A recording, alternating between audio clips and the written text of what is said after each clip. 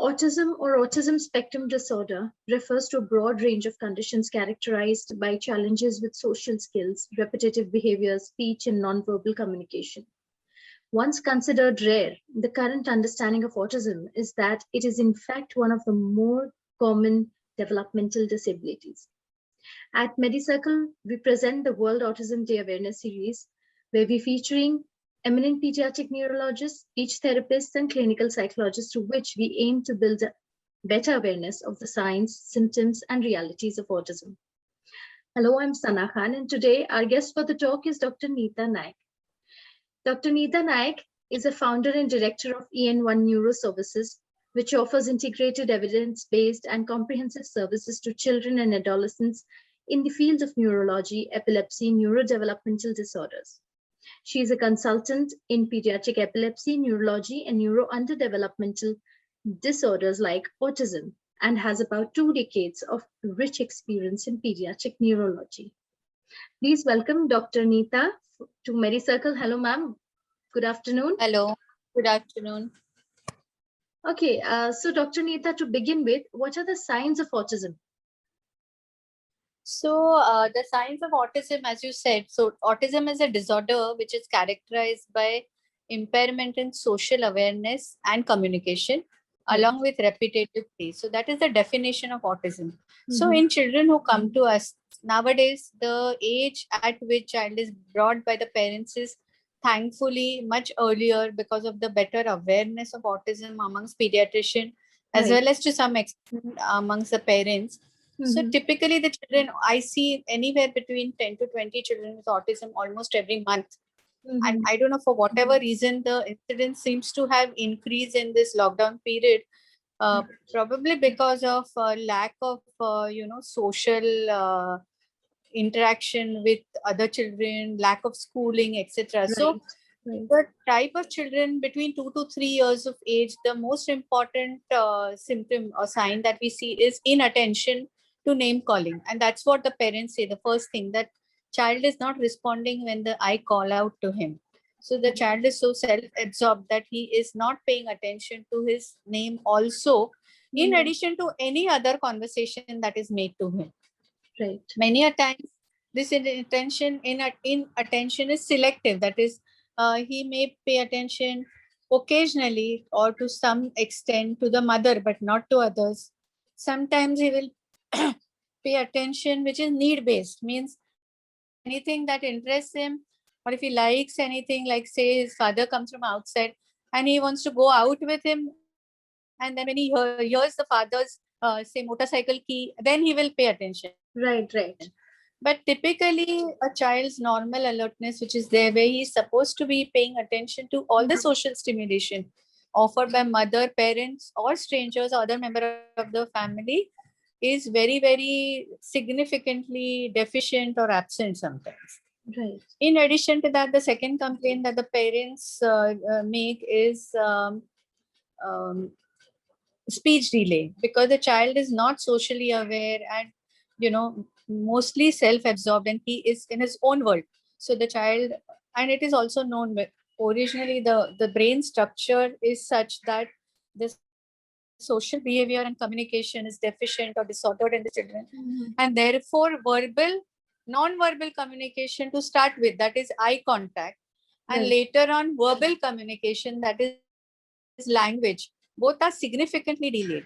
So inattention, lack of eye contact, and delay in speech are the 3 most important features that the parents will complain. And sometimes they may not say about all the 3 things, but you have to ask as a doctor. Sometimes it is in response to a pointed question that is asked to the parent. Right. In addition to that, because the child is not socially connected to the family, he is also very often self-absorbed, and therefore he lives, the very word autism itself means that the child is self-absorbed. In Hindi or Marathi, it is known as swamagnata, in which the child is in his own world. And such a child will indulge in some kind of repetitive play, or what is also known as self-stimulatory behavior, in which the child, say for example, if you give him a car, he will just keep rotating the wheels and observe the wheels rather than doing any kind of meaningful. Yeah, so mostly the play is repetitive and doesn't have much meaning. So it's not a meaningful play. It's in the car, it will be rotating the wheels, or it will be arranging the toys in a line, but not necessarily understanding that this is a car and playing it like a car. So that role play is also absent. Pointing at objects is absent. If the child wants water, for example, or food, if he's hungry, he will tap the mother's hand, but not look at her and point at the object. So he will tap the mother's hand and may pull her to a bottle of water, but not necessarily look at her and have the joint attention in which he looks at the mother's eyes, then looks at the bottle, and again looks at the mother. That is known as joint attention. So very often joint attention is absent. Also sharing of emotions, in which the child, say if a child sees a bird outside the window, and he feels happy, showing that bird to mother and sharing of emotion is also absent very often. So yeah, these are the So Dr. Nita, what symptoms. causes autism, and do people with autism have intellectual impairment because they don't listen, or so what's the reason? So it is well known that the autism is a multifactorial disorder, means there are multiple reasons that it can happen. But it is also known that mostly the tendency to have autism is because of the genetic abnormality, which controls what is known as the social brain network. So the brain has a network for us to be able to respond socially appropriately. There are different parts of the brains have to work in coordination. We have to look at the person, so we have to use the frontal cortex or the visual area. To speak, we need the temporal area or the language cortex, and to pay attention, and we have to coordinate our different brain regions.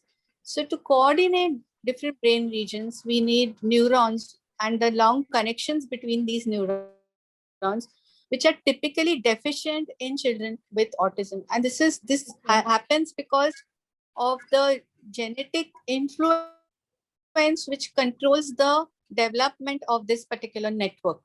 So let's take a child who already has a deficient network, and therefore he is not really developing the normal social response to stimuli which the mother gives or the father gives in early childhood.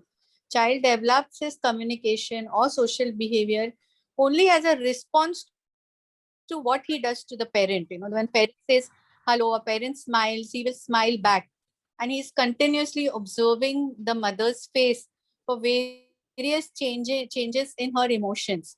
But a child with autism already has decreased preference to face or emotion. He's wired to not have too much preference to either face or emotion or social stimulus. Because of his decreased preference, he doesn't prefer face over a moving object. So let's take an example of a moving hand. So he may prefer to look at a moving hand rather than the mother's face.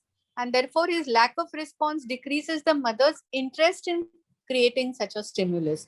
So not only he is not preferring an emotional stimulus, but he is also decreasing the motivation for the parent to give such a stimulus. So it's kind of a cycle by which he would prefer a non-human, stimulus or non-facial stimulus, non-emotional stimulus, and therefore the parents are also desire to or the motivation to give this stimulus will decrease.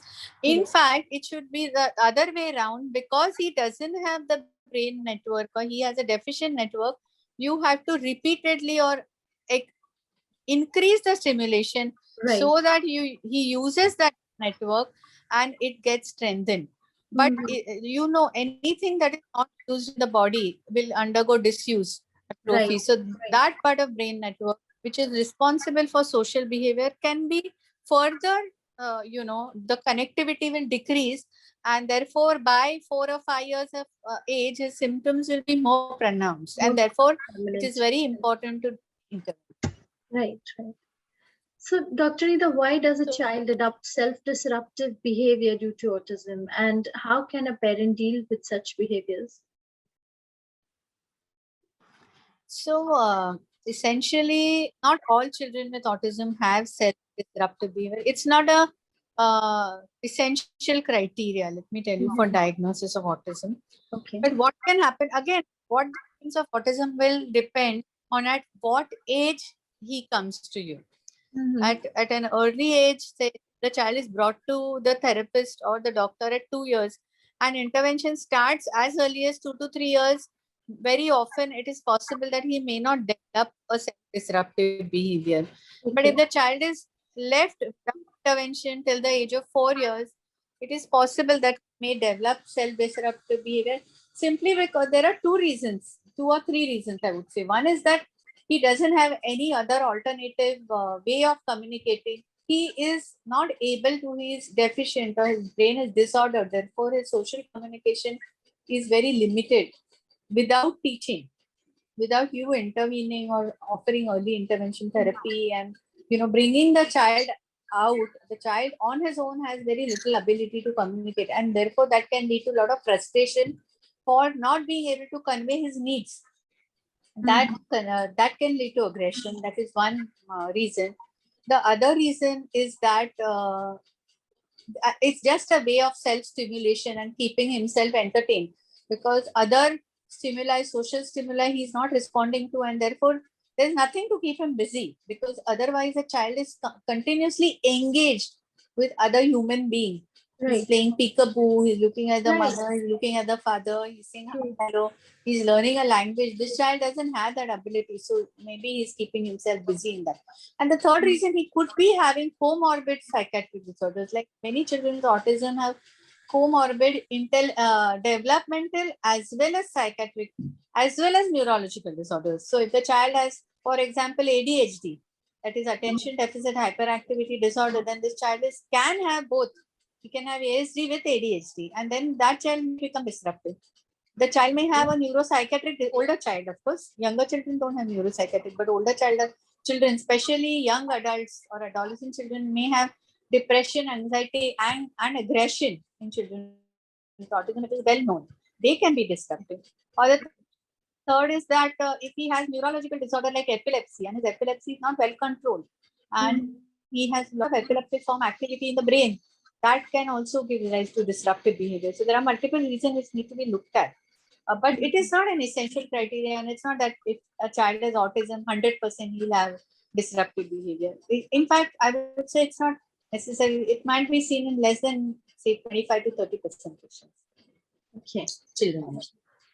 So, And you asked me one more question which I didn't answer. Do they have intellectual disability? So again, intellectual disability or ID or intellectual disorder, disability word is not used nowadays. Intellectual disorder is seen in 30 to 40% of children with autism. So it's an independent disorder. It means cognitive disorder. It's a cognitive disorder. So when you assess a child with autism, we have to also do, if a child is younger than 5 years, then we have to do his SQ, or social quotient, to understand what is his. But of course, you may not get the exact social quotient because of the autism will also affect it. But if the child is above 5 years, then you can actually do IQ of this child. And around 60 to 70% of the children will have normal IQ. So, no, ID is a comorbid disorder, not a compulsory or essential criteria. Right. So, Doctor, how has your journey been from treating pediatric neurological disorders to laying down the foundation of EN1 neuroservices? Like, how was the journey, and how did you land up here? Yeah. So basically, I have worked in a lot of municipal hospitals where since the time I started, pediatric neurology did not exist as a subspecialty at some point of time, and eventually it did develop as a subspecialty. And from there to individual practice, I felt what is deficient in the society is a comprehensive center, Right. because I see a lot of parents have to go from pillar to post for taking multiple therapies, and also have to coordinate between multiple therapies, which I think is quite if you demotivating for them to True, very true. to take therapy. To start with, only to take so many different consultation. Imagine if a child has autism and he goes from a developmental pediatrician to a pediatric neurologist, to a psychologist, to an occupational therapist, to a speech therapist. It in itself, and all of them being little rare. I mean, not necessarily they are freely available like a general practitioner or a general Right. pediatrician. Right. So they have to hunt for them. Then go from one therapist to another is not an easy task, and the dropout rate is going to be very high. I mean, Mhm. if something is not convenient, an individual doesn't take it. Correct? You have to make things convenient for the parents to avail of the services. Not only convenient but affordable, Right. Right. At the same time. easy, True. and at the same. So I think it is very important that on neurology, if you take any neurological services, because the child's brain, once one function gets affected, it is very often that something else will get affected in addition. Let's say epilepsy, you don't get only children with epilepsy, they may have comorbid psychological and learning disorders.